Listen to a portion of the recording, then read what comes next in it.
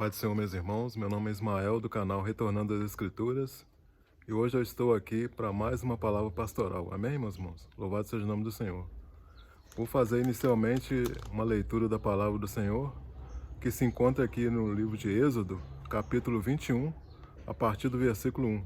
Vou estar lendo aqui para os irmãos, amém, irmãos?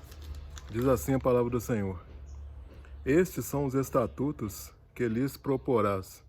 Se comprares um servo hebreu, 6 anos servirá, mas ao 7º sairá livre de graça. Se entrou só com seu corpo sairá.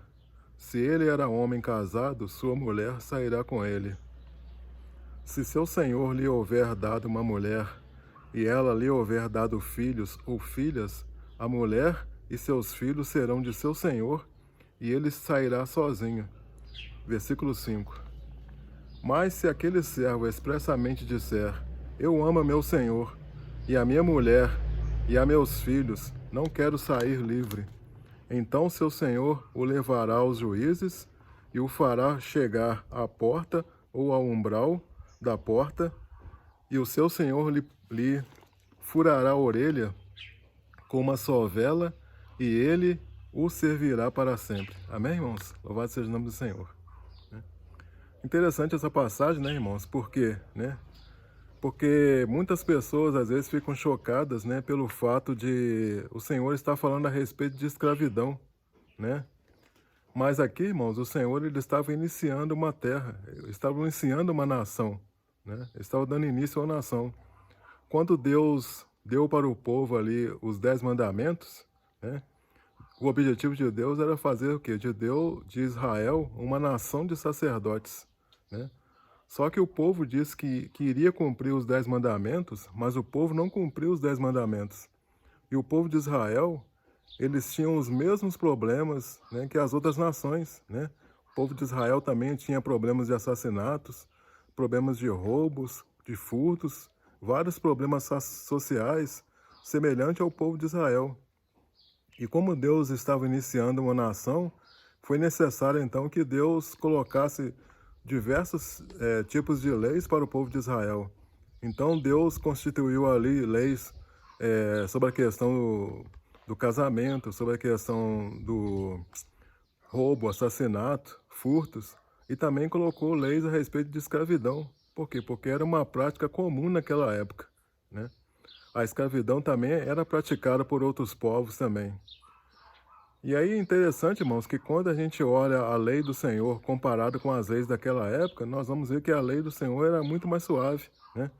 E naquela época nós sabemos que vigorava ali o Código de Hammurabi, né? O Código de Hammurabi, ele é baseado na lei de Talião, e a lei de Talião dizia o quê? Olho por olho e dente por dente, né? E quando o Senhor estabeleceu a sua lei para o povo de Israel, essa lei era muito mais suave do que o Código de Hammurabi. E muitas pessoas, né, acham a lei do Senhor pesada, né? Lógico, né? Se nós compararmos a lei de Deus com os dias de hoje, né? Ela verdadeiramente é um pouco mais pesada. Mas comparando a lei de Deus com o Código de Hammurabi, a lei de Deus era muito mais leve, muito mais suave, né? E interessante então que Deus então ele propôs, né,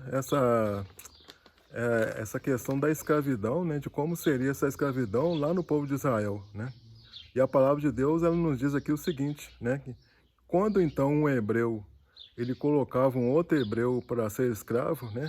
O que acontecia, né? Esse escravo ele deveria trabalhar durante um período de 6 anos, né? E depois ao 7º ano ele seria o quê? Ele seria libertado, né? Então ele trabalharia durante 6 anos e no 7º ano ele seria libertado. Agora, se por acaso esse servo ele quisesse continuar com seu senhor, continuar trabalhando para o Senhor, pelo fato dele amar ao seu senhor, então havia um procedimento para isso. Então o que acontecia? A partir da declaração daquele servo que ele gostaria de trabalhar continuar trabalhando para o seu senhor, aquele senhor ele deveria levar os seus servos o seu servo até os juízes para poder o quê? Oficializar, né? Para poder formalizar aquele processo, né? Depois ele pegava aquele servo e colocava ele junto às portas ou junto aos umbrais da porta, e pegava uma sovela e furava a orelha do seu servo, né? A sovela era o material que eles usavam para furar couro, né? Então ele pegava essa sovela e furava a orelha do seu servo. A partir daquele momento, a palavra de Deus diz que o servo iria servir o seu senhor para sempre, né?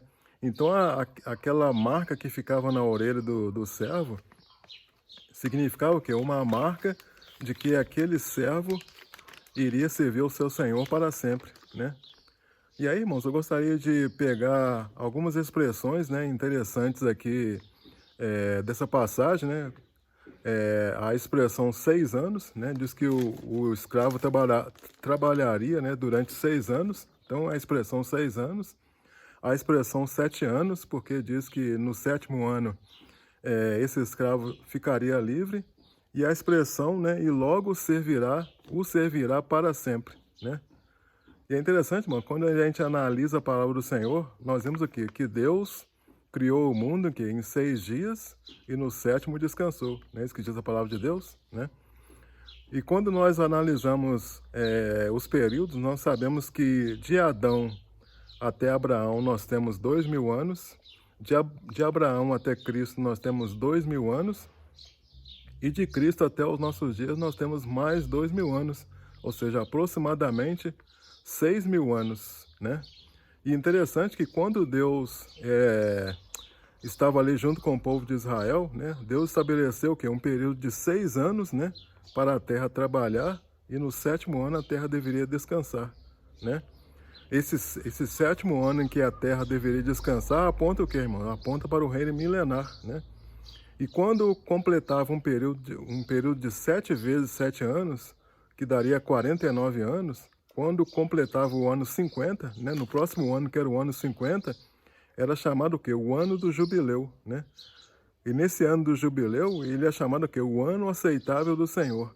O que acontecia, irmãos, no ano do jubileu? Acontecia que os escravos eram libertos, e era um período de justiça e um período de prosperidade.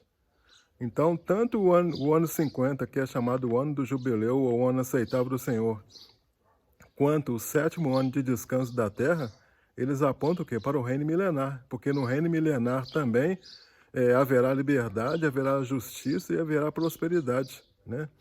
Então é interessante nós fazermos então essas comparações, né?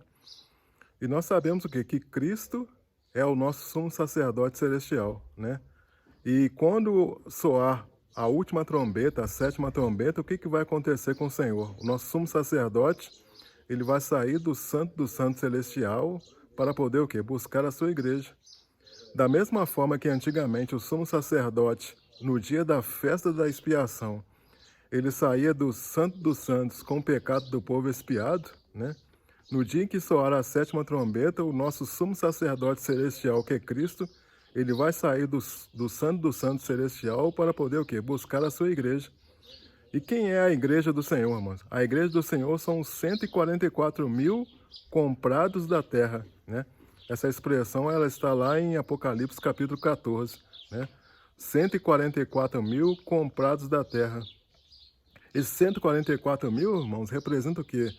A escravidão dos filhos de Deus, né? E 144.000, então, representa a escravidão dos filhos de Deus. E nós falamos aqui que um dia é como 1.000 anos, e 1.000 anos é como um dia. Se nós fizermos aqui uma contazinha rápida, nós vamos ver que se nós pegarmos 6 dias e multiplicarmos por 1.000, nós teremos o quê? 6.000 dias, né? E nós sabemos que um dia é composto o quê? Por 24 horas. Se nós multiplicarmos 24 horas vezes 6.000 dias, nós vamos ter o quê? 144.000 horas, né? 144.000 horas, irmãos, é o tempo de escravidão da raça humana. É o tempo de trabalho da raça humana na face da terra, né? Então, é um tempo de escravidão que durante 6.000 anos. Porque nós sabemos que no 7º ano, o que vai acontecer? Vai acontecer o ano do descanso, o reino milenar, né? Então, esses 144.000 representam o quê? 6.000 anos de escravidão, né?